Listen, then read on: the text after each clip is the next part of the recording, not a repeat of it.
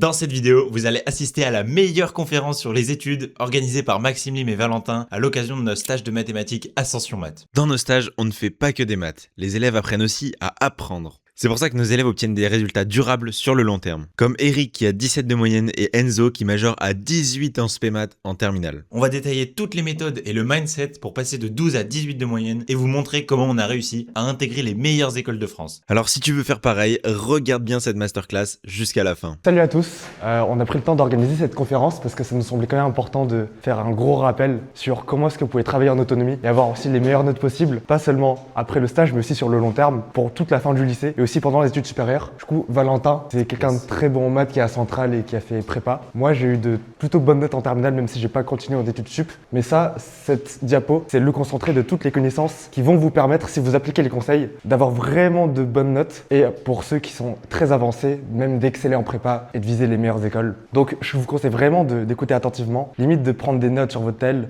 et d'appliquer les conseils pendant le stage, même après.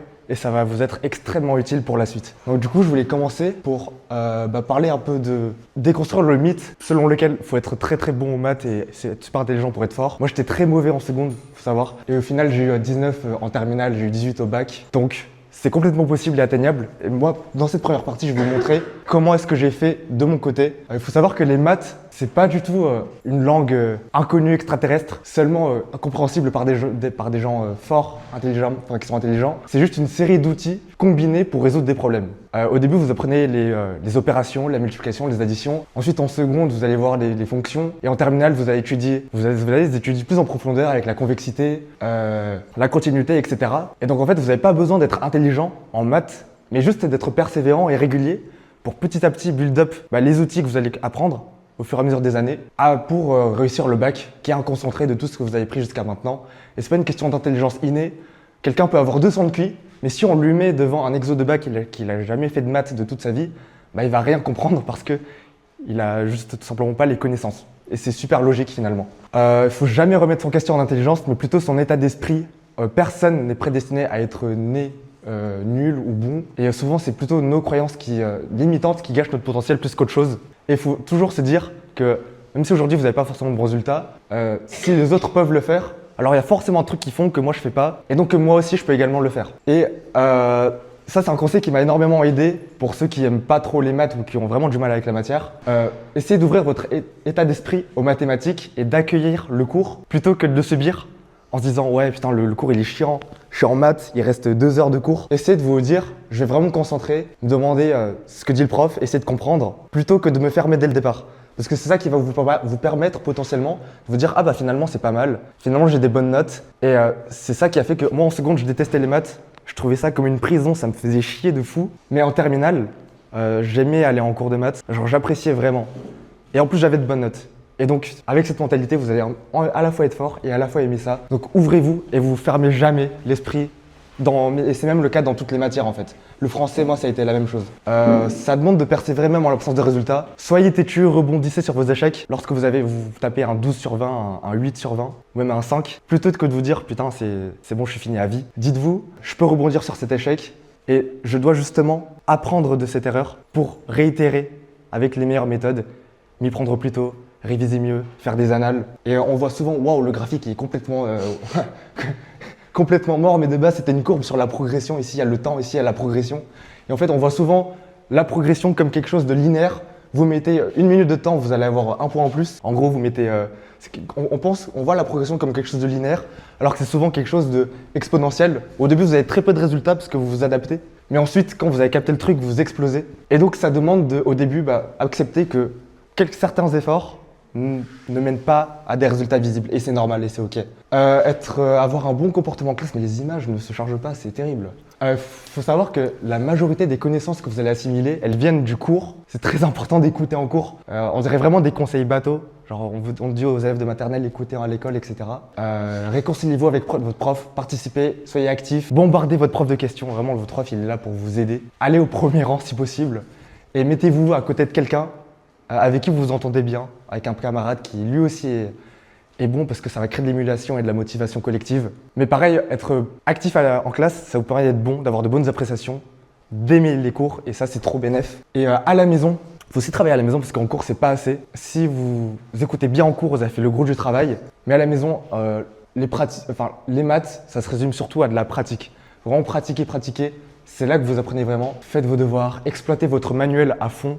Moi, je sais que comme j'étais pas bon pour être meilleur, je faisais 2 fois plus d'exos que les autres. Le prof, il donnait des devoirs. Moi, je continuais d'aller voir c'est quoi les exos à côté, les exos bilans. Je prenais de l'avance sur les futurs chapitres parce que je savais que moi, j'avais un temps d'apprentissage plus long que les autres. Et donc, moi, je me disais qu'il fallait que je prenne un tout petit peu d'avance pour être large. Refaire des exos difficiles que vous avez vus en classe. Faut pas que vous vous dites, par exemple, quand il y a un exo dur en cours, vous vous dites « Ah, c'est bon, cet exo, je le mets à la trappe ». Si ça vous a vraiment gêné, prenez pendant votre heure de permanence ou à la maison, dites-vous « Ok, je vais essayer de le refaire et de vraiment le maîtriser ». Faut être frustré et pas se laisser, pas laisser les exos nous passer et s'accumuler. C'est très important.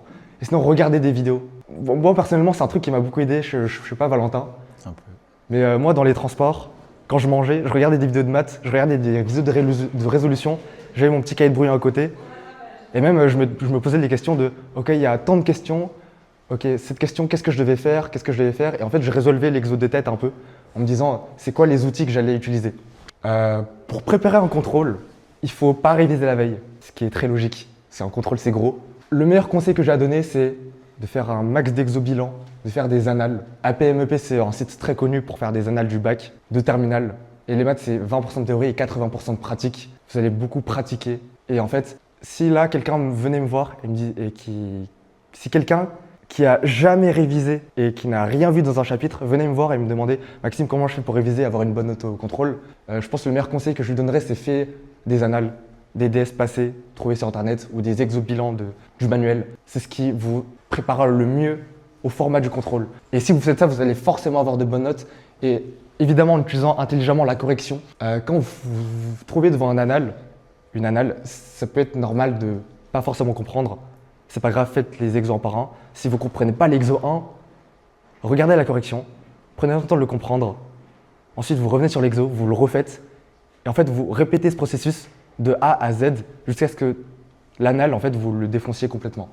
Et globalement, c'est juste ça ce qu'il faut. Après, c'est juste de la pratique et de la répétition. Profitez, ça c'est des petits tips. Profitez des petites heures de permanence pour s'exercer, faire vos devoirs. Avoir un coéquipier de maths avec la même mentalité que vous, ça c'est très utile. Travaillez dans un endroit calme, sans distraction évidemment. Si vous êtes toutes les 2 minutes distrait par vos téléphones, vous n'allez jamais vous concentrer. Les maths, ça demande énormément de concentration. Toujours avoir une correction quand on s'exerce, parce que en fait, quand vous vous exercez, vous ne savez jamais si vous allez dans le bon sens. Ça ne sert à rien de mettre son temps sur quelque chose si vous ne savez même pas si vous allez dans le bon sens. Et utilisez l'IA. En vrai, je trouve que c'est un bon conseil. C'est un truc que moi j'utilise en études sup, que je donne aux lycéens. Et en fait, si c'est utilisé intelligemment, c'est super efficace. L'idée, c'est de lui donner le cours que vous avez, de lui demander de se baser uniquement sur le programme de terminale de l'éducation nationale. Et lorsque vous n'avez pas de correction sur certains exos, c'est super utile. Et surtout, vous pouvez lui poser plein de questions dessus. Je ne sais pas s'il y a des choses à ajouter, mais les heures de permanence, c'est vraiment bien. Les heures de permanence. Moi, tous les midis, je faisais plein de maths. Genre, quand ça sonnait, moi, je courais, je faisais mon sport. Après, j'allais en salle de permanence, je faisais quelques exos. Ou alors juste, je faisais des exos et je faisais pas mon sport. Et ensuite, je mangeais. À la fin, quand il n'y avait plus de queue, et après, je retournais en cours. Et j'optimisais de fou mon temps, c'était trop bien. Ça, c'était des bonnes notes de plein d'élèves qui étaient pas bons et qui nous ont fait des retours pour dire qu'ils étaient super bons parce qu'ils ont appliqué les conseils méthodologiques. Donc là, on les voit pas parce que, je sais pas, le projecteur il est complètement fatigué, le Canva aussi. Mais c'était juste pour vous dire que si plein d'élèves l'ont fait, c'est très probable que vous aussi. Personne n'est plus spécial que quelqu'un d'autre. Et les gens très très spéciaux sont vraiment super rares et vous en faites probablement pas partie. Et vous ne faites aussi probablement pas partie des gens incapables de faire des maths et de réussir à l'école. Donc ça, c'était pour ma partie. Et après, je vais laisser Valentin développer sur pourquoi s'infliger autant de maths. Ok, du coup, c'est vrai qu'on rabâche beaucoup les maths, etc. C'est un truc qui revient beaucoup en cours. Et on se demande pourquoi il faut s'infliger autant de maths. Et on va voir que c'est extrêmement important, les maths, et une des matières les plus importantes. Juste avant, moi, du coup, je m'appelle Valentin. J'ai fait un lycée de province, on va dire, pas très loin de Lyon. Après, je suis allé en prépa MP2I, pour ceux qui connaissent. C'est à peu près comme la MPSI. Dans une prépa vraiment pas bonne. Globalement, elle était top 60, aucun admissible dans les grandes écoles centrales, mines, tout ça. Il y avait très peu d'admissibles, enfin très peu d'admis. Après, j'ai beaucoup travaillé en prépa. J'ai réussi à intégrer la MP étoile de Louis-le-Grand par un petit coup de chance et un peu de pistonnage, on va dire, enfin un mail que j'ai envoyé. Mais finalement, je suis reparti de Louis-le-Grand pour des raisons personnelles. Et j'ai finalement intégré Centrale Supélec. Actuellement, je suis en première année à Centrale Supélec. Pour ceux qui connaissent, c'est une école d'ingénieurs généralistes plutôt pas mal. Là, il y avait mes notes aussi. Malheureusement, elles ne s'affichent pas aussi. Mais en gros, moi, je suis un peu l'opposé de Maxime. On va dire que j'ai toujours adoré les maths. J'ai jamais eu de grosses difficultés en maths parce que j'ai toujours travaillé ça et aimé ça.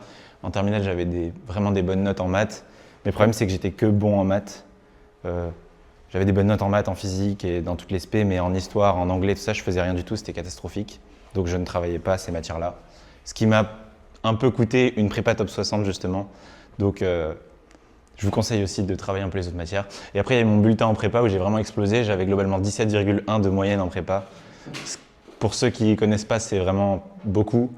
Pas mal de gens tournent autour de 10 en prépa, donc j'étais vraiment pas mal. C'est d'ailleurs pour ça que j'ai réussi à intégrer la MP étoile à Louis-le-Grand. Du coup, déjà en maths, je dirais, moi, c'est ces 3 points qui sont utiles pour les maths. Déjà, ça apprend une certaine rigueur. Depuis que je suis en prépa, j'ai appris à travailler correctement, à avoir une rigueur dans mon travail et effectivement de jamais rien affirmer sans preuve. Donc quand j'affirme un truc, je sais que c'est vrai, j'ai les sources, les preuves, etc. Bref. Et c'est applicable dans d'autres domaines, pas que les maths évidemment. Après, évidemment, la liberté. Globalement, les maths vont ouvrir à peu près toutes les portes. Ici, j'ai mis quelques exemples qui reviennent beaucoup, mais peut-être qu'il y en a plein d'autres. Hein. Là, il y a la finance, la tech, l'IA, etc. Il y a beaucoup de domaines où les maths vont être importantes et utiles. Et après, ça donne une intuition sur beaucoup de problèmes complexes. Moi, je sais que par exemple, j'ai jamais beaucoup travaillé la physique, mais juste le fait d'être bon en maths te donne une intuition, une vision sur les trucs en physique, sur d'autres matières. Donc être bon en maths, en fait, ça va un peu retomber de partout. Ça va beaucoup vous aider sur d'autres matières un peu scientifiques. Et ouais, surtout pour Parcoursup. Je trouve que si vous savez pas quoi faire actuellement, c'est normal. Mais en fait, tant que vous avez les maths, c'est ça. Vous savez que vous pouvez aller n'importe où, mais vraiment n'importe où. Même dans des trucs, je connais des gens qui vont en droit ou dans des trucs littéraires avec une spé maths au lycée. Enfin, ça ne ferme aucune porte, quoi, les maths. Donc c'est avantageux de la garder en première. Du coup, quelques parcours qu'on peut faire avec les maths. Bon, il y a le parcours prépa que je connais le mieux puisque c'est celui que j'ai fait. Il y a quand même une grosse pression, il ne faut pas se mentir. Il faut aimer les maths. Enfin, c'est mieux d'aimer les maths si on va en prépa. Il faut avoir une certaine appétence pour la matière. Ou la physique si on va dans d'autres filières en prépa, il n'y a pas que la MP. Mais donc, c'est des maths très théoriques, très intéressantes et assez poussées, mais je trouve ça passionnant. Ça permet d'accéder aux meilleures écoles de France et potentiellement du monde. Et moi, c'est ce qui m'a aidé aussi, ça m'a permis de devenir une bête de travail. Comme je l'ai dit au lycée, j'étais pas bon du tout dans toutes les autres matières, en histoire, tout ça, j'avais pas du tout de méthode de travail, etc. Et en prépa, je me suis mis un coup de pression. Et bah depuis, j'arrive beaucoup mieux à travailler, ça me dérange pas d'enchaîner les heures. Donc ça m'a vraiment aidé pour devenir une bête de travail. Voilà.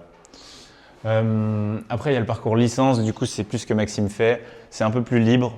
Globalement, l'emploi du temps, il est un peu plus libre. Vous pouvez vous organiser plus librement. Vous êtes moins suivi parce que vous n'avez pas de... Enfin, en prépa, en fait, c'est comme le lycée. Vous avez un prof, vous avez 30, 40 élèves. C'est vraiment suivi. Il est un peu plus adapté à chacun. Je sais que dans certaines licences, on peut un peu choisir ses matières, etc. Alors qu'en prépa, c'est quelque chose d'imposé. Et il y a des stratégies très intéressantes. Je connais des gens qui étaient en licence, qui n'avaient absolument pas le dossier Parcoursup pour intégrer des grosses écoles, enfin pour intégrer des grosses prépas et donc des grosses écoles. Et pourtant, avec des stratégies de passerelle ou des réorientations depuis la licence, ils ont réussi à intégrer des grosses écoles. Donc c'est vraiment possible en étant en licence d'aller un peu partout. Et c'est ça qui est très avantageux aussi.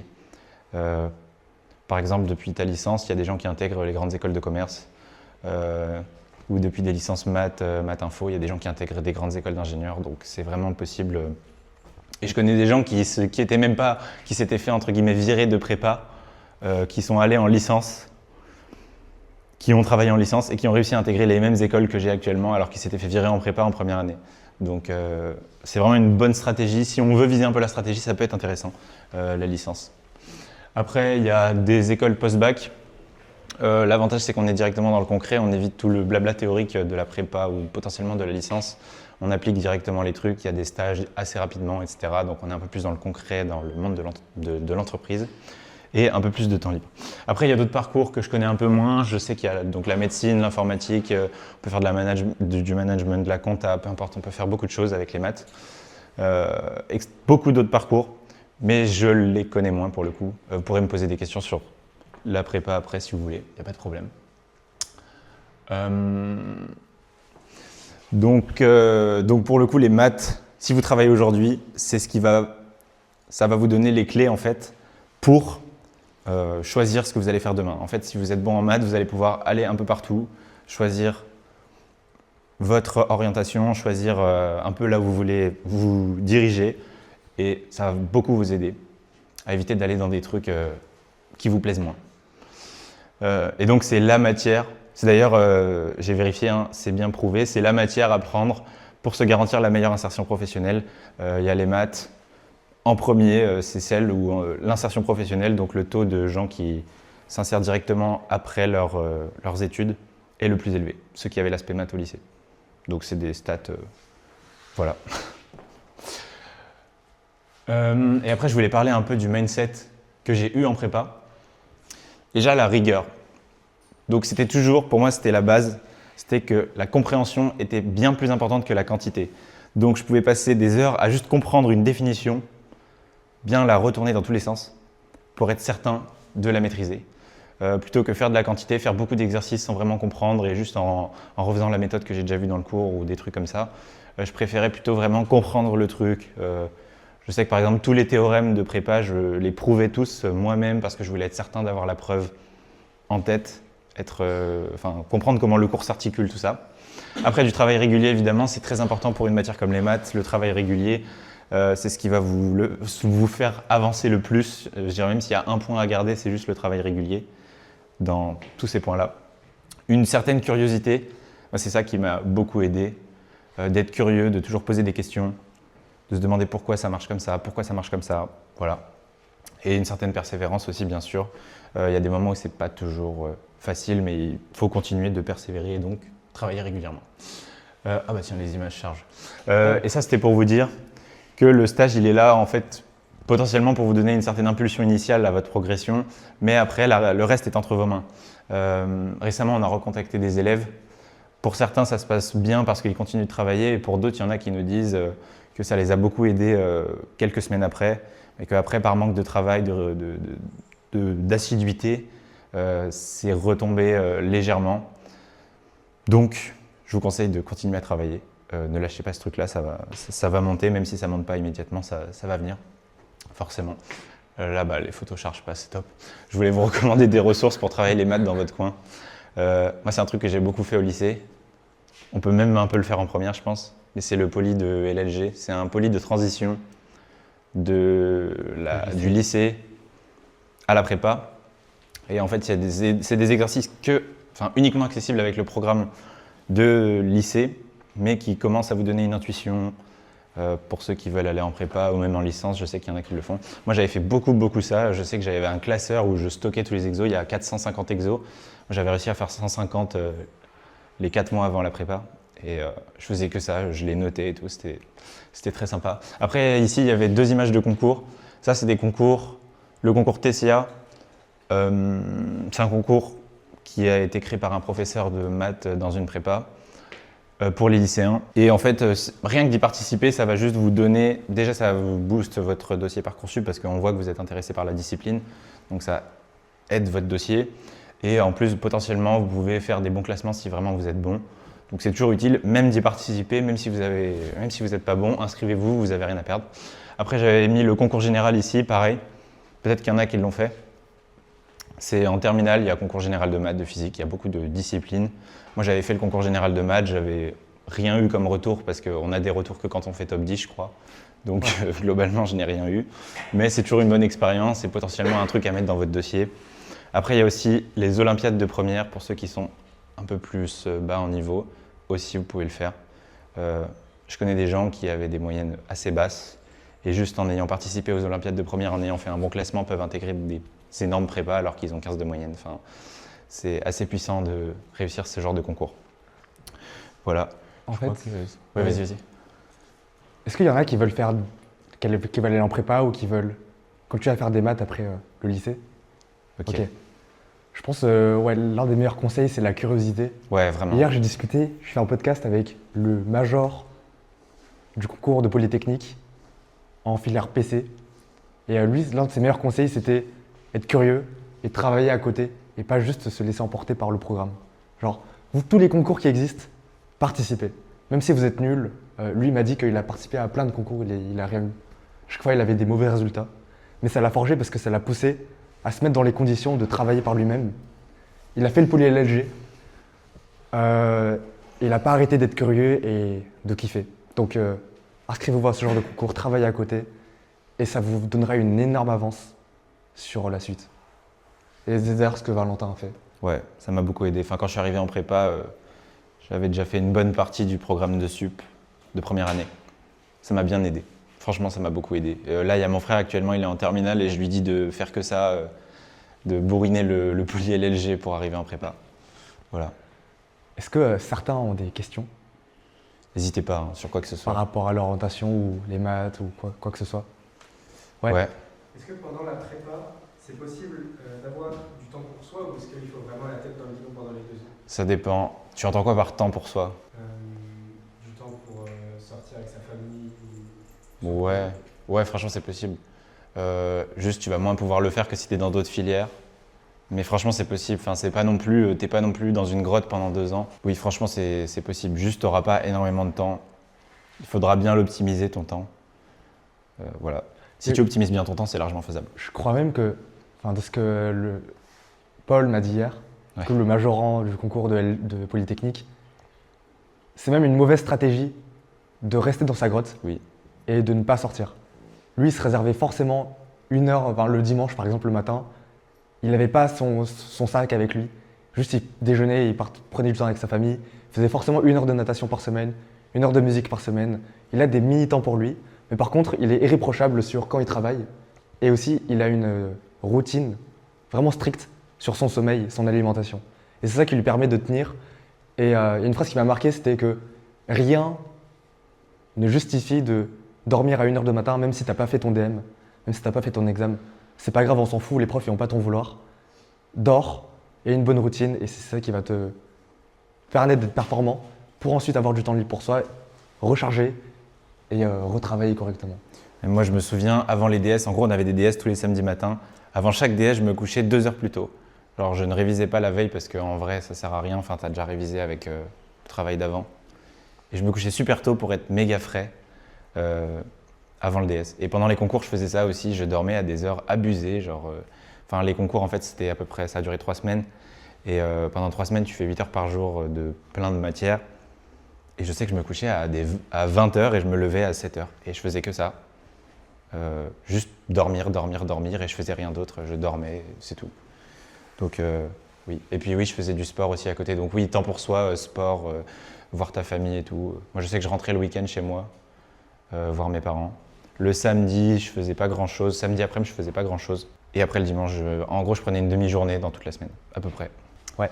Et vous conseillez quelle IA pour les mathématiques? Vous en avez une en particulier? Maintenant, je dirais Claude. J'ai jamais trop essayé. En vrai, elle s'améliore un peu tout en maths, mais je crois que Claude est pas mal.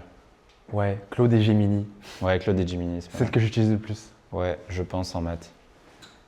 Ouais, elles sont plutôt pas mal. J'ai une question par rapport à la méthode de travail en prépa. Est-ce que tu penses que tu conseillerais plus de s'avancer sur le programme de maths en prépa pendant les vacances d'été ou plutôt il faut apprendre à saisir les notions rapidement quand on est en prépa? Moi, je dirais, j'ai fait un peu les deux. Moi, je dirais qu'il faut surtout être très fort sur le programme de terminale. Donc justement, en travaillant ce polycopier. Moi, j'ai fait un peu les deux, j'ai travaillé ce polycopier et j'ai essayé de m'avancer sur les chapitres. Mais en fait, s'avancer sur les chapitres, ça va te prendre énormément de temps et ton prof, je sais pas, si tu vas prendre 2 semaines à t'avancer sur un chapitre alors que ton prof, il va le traiter en moins d'1 semaine, ce chapitre-là. tu vas perdre énormément de temps et ça va pas forcément te donner beaucoup d'intuition. En fait, ce qui est fort en prépa, c'est d'avoir de l'intuition, comprendre comment les objets fonctionnent ensemble. Et c'est pour ça que avec le programme de terminale, tu peux déjà acquérir beaucoup d'intuition grâce à ce polycopier. Et après, pour les méthodes de travail, oui, je te dirais de plus travailler ça. En vrai, si j'avais un vrai conseil pour ça, c'est si vous êtes mauvais en anglais, faites que de l'anglais les 2 mois avant la prépa. Voilà.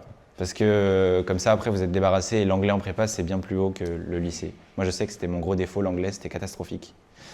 Et il y a des périodes où je faisais plus d'anglais que de maths alors que j'étais en prépa, enfin, c'est pas normal.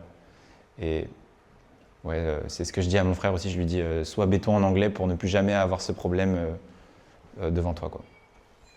Donc ouais, l'anglais, et travaille ce truc si tu veux aller en prépa, c'est la seule truc. Et ne t'avance pas forcément, c'est pas très utile. Voilà. D'ailleurs, on a plein d'exos qu'on va utiliser dans ce poly Ouais. pour faire nos stages d'été, du lycée à la prépa, pour ceux qui voudraient venir potentiellement. C'est genre des gros stages de 11 jours l'été qu'on fait avec des gens, par exemple Paul il va enseigner, Valentin il va enseigner. Ouais. Des gens qui sont en grande école, qui sont très forts en maths vont enseigner dans les stages de lycée à prépa. Et c'est ce genre d'exo qu'on va voir. Ouais, ce genre d'exo. Légèrement s'avancer sur quelques trucs du programme. Il y a quelques trucs du programme intéressants qu'on peut voir en terminale. Sinon, le reste, c'est pas forcément utile de s'avancer. Le prof ira beaucoup plus vite et voilà. Le rythme, c'est beaucoup plus haut. Enfin, c'est plus d'un chapitre par semaine, quoi. Un chapitre par semaine à peu près.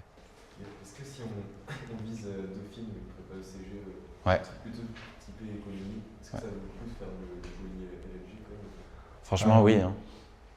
Moi, Si j'ai tu es en déjà prépa oui. ECG, je pense, ouais. Ouais, en prépa ECG, ouais. Peut-être pas en licence, mais en prépa ECG, ouais, parce que les maths, il y en a quand même pas mal. Pour la licence, non, je pense pas. Pas du tout même. Oui, c'est pas forcément utile. Je crois qu'il y avait Selena. Moi, du coup, je suis en troisième. Est-ce que vous pensez que c'est mieux de se concentrer sur le chapitre qu'on est en train de faire ou de s'avancer sur le programme de l'année? Je dirais un peu les deux. Dès que tu as fini le chapitre que tu es en train de faire, avance-toi, ça te servira. Ouais. Je connais des gens qui étaient en seconde et qui avaient déjà vu le programme de première. Donc, ouais. Enfin, Après, s'avancer sur le programme de troisième, mais aussi sur le programme du lycée aussi. en vrai, oui, tu peux. Si tu as du temps et que tu es béton sur le programme de troisième, tu peux le faire. Moi, j'avais un pote, trop bizarre. En troisième, il maîtrisait le programme du lycée et il maîtrisait le bac. En fait, il a révisé le bac sans faire exprès. Ouais, mais je connais un mec comme ça. Je suis complètement paumé. Ouais. Ils ont révisé le bac au lieu de réviser le brevet. D'accord. Et du coup, il maîtrisait en troisième tout le programme. C'est trop chelou. Mais du coup, il est très fort en maths et surtout, en fait, au collège, t'as beaucoup de marge, beaucoup de temps pour le faire. Ouais, c'est ça. Donc, profites-en pour. Les programmes sont pas très épais. Ouais, vas-y. Comment tu conseilles de réviser les programmes prochains, etc. Pour que je suis très à l'aise en maths, est-ce que tu me conseilles de réviser le programme de l'année prochaine, voire de terminale? Et comment tu pourrais faire? Oui, bien sûr, c'est toujours bien. Quand tu compares ne rien faire et s'avancer, c'est forcément mieux de s'avancer. Je sais pas si toi, tu as des conseils au lycée, mais moi, j'aurais dit choper un manuel de l'an prochain. Ouais. Il y a des vidéos. Je connais un mec, il a fait une vidéo, ça s'appelle Victor Witt. Je te donnerai le truc après si tu veux, pour ceux qui connaissent. Lui, il a fait ça, il était en seconde, je crois, comme toi. Et il s'est avancé sur tout le programme juste en regardant des vidéos de mecs qui faisaient qui expliquaient le truc, quoi, sur les chaînes YouTube qu'on vous a mentionné tout à l'heure. Et juste en regardant des vidéos, tu peux t'avancer facilement ou prendre des manuels. Mais tu peux le faire, hein, si tu as du temps et que tu as de la marge, fais-le, il n'y a aucune contre-indication à le faire. Donc, tu as mentionné que tu es passé d'une prépa de province à Ouais. l'INP étoile à l'école. Ouais. Mais du coup, est-ce que tu peux détailler Le processus. Alors, en gros, du coup, comme j'ai dit, j'avais vraiment une bonne moyenne en prépa. Enfin, ma moyenne de classe, c'était autour de 8 et j'avais 17,1 avec plusieurs moyennes où je dépassais 20 de moyenne. Et donc, j'ai fait un mail au culot au professeur de la MP Étoile. Je lui ai dit est-ce que je peux venir chez vous l'an prochain? Je veux aller dans telle et telle école. Moi, de base, je voulais aller aux ENS pour ceux qui connaissent. Et sa réponse au mail, c'était oui, pas de souci. Juste comme ça, c'est passé. Donc j'ai envoyé mes bulletins, tout ça, j'ai fait un truc bien motivé et c'est passé. Mais c'est assez rare. Hein. Enfin, il y a peu de gens qui le font, ce genre de truc. En gros, c'est quelqu'un qui avait fait ça lui-même et il m'a dit tente, en vrai, t'as peut-être le niveau. J'ai essayé, c'est passé. Et en vrai, ah oui, il y a un truc je dis beaucoup aussi. Avoir la meilleure prépa, c'est pas forcément utile hein, pour intégrer les meilleures écoles. Hein. Genre moi, dans ma prépa, du coup, cette année, il y a eu quand même 2 mecs aux ENS, un mec admissible à l'X. Beaucoup de mines, moi à Centrale, il y avait beaucoup de gens qui avaient intégré des grosses écoles. Donc c'est pas forcément utile d'avoir la meilleure prépa, d'avoir le top 5 ou top 10, c'est pas forcément utile, c'est surtout vous, comment vous travaillez. Voilà. Il y en a qui ont peur de pas... Ouais. Justement, sur les meilleures écoles, est-ce que vous deux, en donnant votre avis, vous pensez que c'est mieux d'être dans une école où tout le monde a un niveau moyen, mais vous êtes le meilleur, ou être dans une école où tout le monde a le même niveau que vous, mais c'est vraiment le top du top? Ah, je sais pas. Moi, je pense que c'est évidemment. Enfin, pour moi, la réponse est évidente, mais en fait, ça dépend. Enfin, bon, moi, je dirais là, comme ça, une école où t'es moyen, mais où l'exigence est très élevée. Ouais, Parce que c'est là où que tout le monde se tire vers le haut et que tu dépasses tes standards, tu montes tes standards. C'est là que tu vas progresser et c'est d'ailleurs pour ça que la prépa existe. En prépa, on vous donne un rythme ultra rapide, mais ça vous transforme en grosse machine de travail. Et justement, c'est fait exprès pour vous mettre des bâtons dans les roues, entre guillemets, pour que vous progressez super vite. Ouais, je dirais pareil aussi. Ouais, faut élever ses standards. Ouais, c'est mieux d'aller dans un truc où t'es moyen. C'est mieux, je pense. Largement, même, je pense. Ouais, parce que sinon, juste tu vas surfer sur tes acquis Ouais. et tu vas pas. Ouais. Je crois qu'on a peut-être répondu à toutes les questions. Ouais. Et est-ce que ce genre de conférence, ça vous a été utile? Vous avez pris des trucs ou pas? Ok. Ok, très bien. Je pense que même pour les prochains élèves, on refera ça. Ouais, il y a moyen. Parce que c'est très important et vraiment on appuie sur le fait qu'il faut travailler à côté. Prenez le stage comme une impulsion pour vous. Ça va énormément vous faire gagner en connaissances et en habitude parce que vous faites que des maths. Vous avez le contact de tous les profs. Vous pouvez leur poser des questions. Mais si vous faites rien à côté, ça ne sert à rien. Et on veut vraiment que vous, toutes les leçons, les conseils qu'on vous a donnés, appliquez-les. Faites comme si, appliquez juste ne serait-ce que 1, 2, 3 conseils pour réellement changer votre scolarité et changer votre vie. Et sur ce, c'était tout. Et vous pouvez ensuite, vous laisse retourner en cours tranquille. Merci. Des bons conseils, etc. Et même pour ça, Dis-moi. c'était quel lycée que vous avez fait à Lyon? Au lycée C'était Institution Robin, je sais pas si tu connaissais, à Vienne. À Vienne. Ah, ouais, c'est encore plus bas, c'est pas Montivore en vrai. Ouais, à côté de Givors quasiment. Oui, c'est ça. Enfin, Vienne est juste comme ça. Tu viens de là-bas, tu connais là-bas?